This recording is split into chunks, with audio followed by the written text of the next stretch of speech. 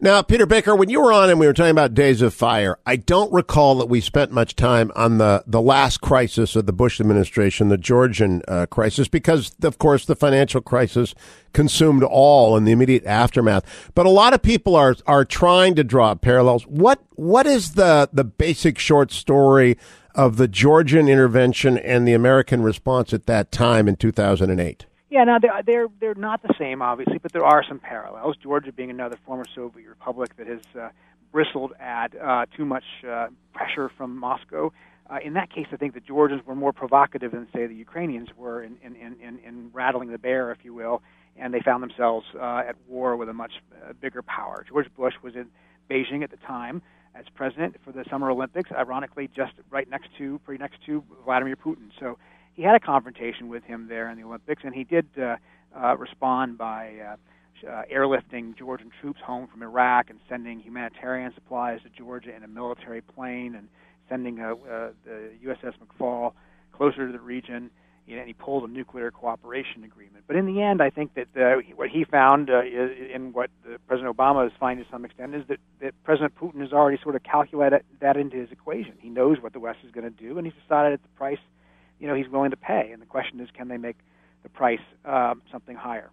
To your knowledge, Peter Baker, at the time of the Georgia intervention, did the United States disintermediate any Russian money? That's a term that former President Bush used to use in reference to Iranian assets, ill-gotten assets that were parked overseas by mullahs who always had an eye on the back door. Did we do anything like that in 2008?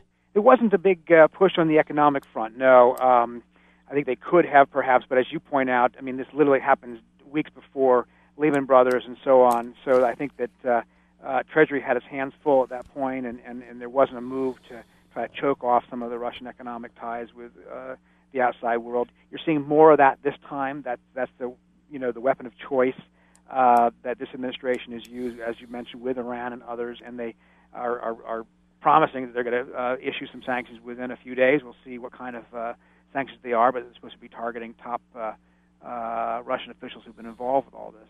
Now, I began the show today with Congressman Mike Pompeo, one of the few members of the Congress who's also a military veteran, West Point graduate. Tom Cotton penned a piece today with Marco Rubio. Within the Republican Party, there are a number of people demanding that the president act tougher. Do you think Putin, are there indications, not do you think, but are there indications that Putin views Obama as significantly softer than Bush?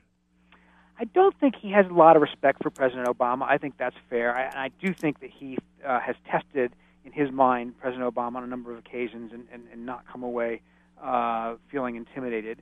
Having said that, I think even if we assume for the sake of argument that President Bush was seen as tougher, it didn't stop President Putin from doing what he did. I think President Putin makes his calculations based on his interests and Russia's interests as he sees them. And Ukraine is huge to Moscow. It's important for us to remember it used to be part of their empire, part of the Soviet Union, and the idea that a pro-Western government would be brought to power through street protests, in their view, illegitimately, felt to him as a huge challenge that he couldn't overlook.